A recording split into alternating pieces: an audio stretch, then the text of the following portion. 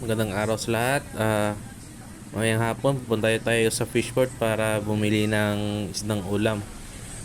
Tara guys, nandito na ko guys sa may fishport. Nandito pala mga kaibigan ko. Kasi maghahauling sila ngayon kasi may bangkang darating. At ito yung ibang isda nila ngayon.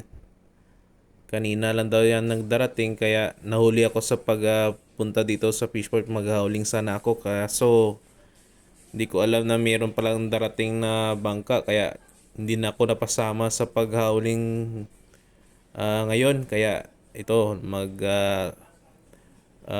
titingin-tingin na lang muna ako dito. Maya punta tayo dyan, no. Ayan guys, so todo karga sila ng ice kasi hahabol sila doon sa laot. Kasi wala nang bagyo kaya ayan, karga sila ng ice para makahabol.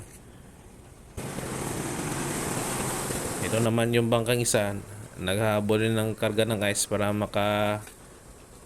bingwit sila ng isda doon sa laot. Yung binibinwit nila doon na yung maliliit na tuna, iba't ibang klase ng isda pa.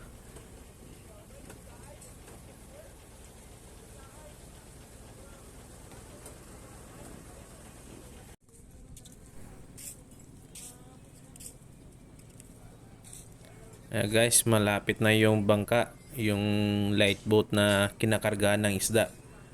Makikita mo yan sa video yan po. Yan yung light boat na kinakargaan ng isda.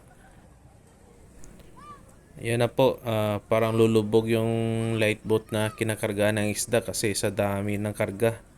Di ko alam ilang banyera yan pero nasa 30 siguro yan kasi yung huli na lang isda mga malapit may 80 na banyera yung nahuli nila dun sa laot. Kaya 30-30 lang siguro yan pagdala dito sa fishport para hindi mabigat.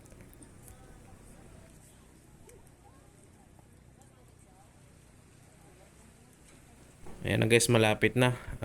Puntahan natin para matingnan natin kung anong mga isda nila nung dala. Ayan guys, nag-start na sila sa paghauling. Tulong-tulong sila dyan para mabilis yung trabaho at hindi mahirapan sila sa dala ng banyera pa taas. Ayan, tingnan nyo guys. Ayan.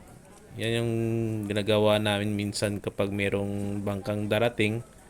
At mamaya yan, bibigyan sila ng may-ari ng isang banyerang isda pang ulam nila. Yan, tingnan nyo guys. Oh. Doon nila niipon yung banyera na yon. Yan, dyan sila yan naglalagay ng banyera para mamaya ipacking na lang yan ng mga tao na bumili ng isda na yan. Yan guys, sariwa pa yan guys.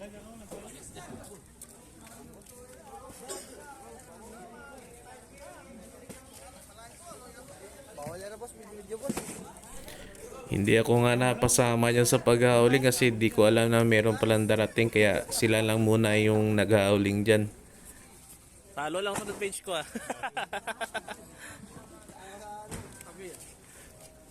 Pangabuhi sa baypay. Ang pangabuhi na manog hauling. Dahil sakit sa ako. Sabak.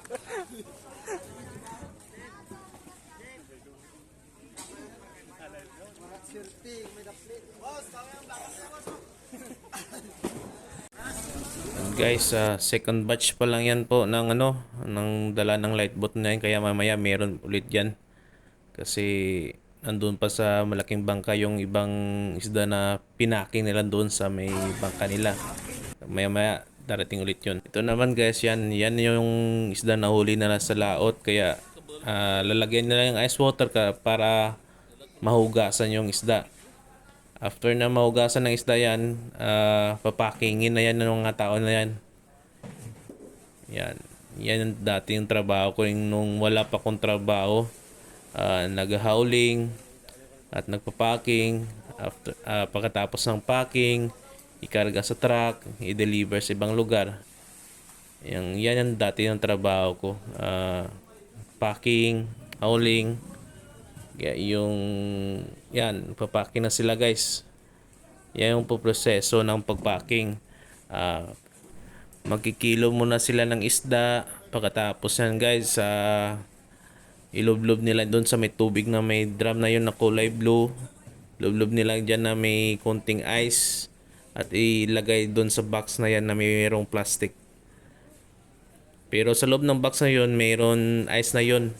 Yan, tingnan nyo guys. Yan, ganyan yung papacking nila dito.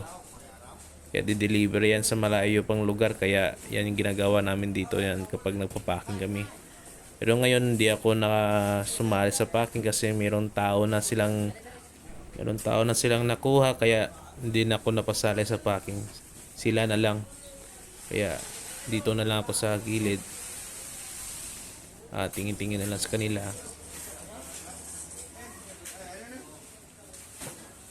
Ayan na guys, yung parte nila sa paghauling.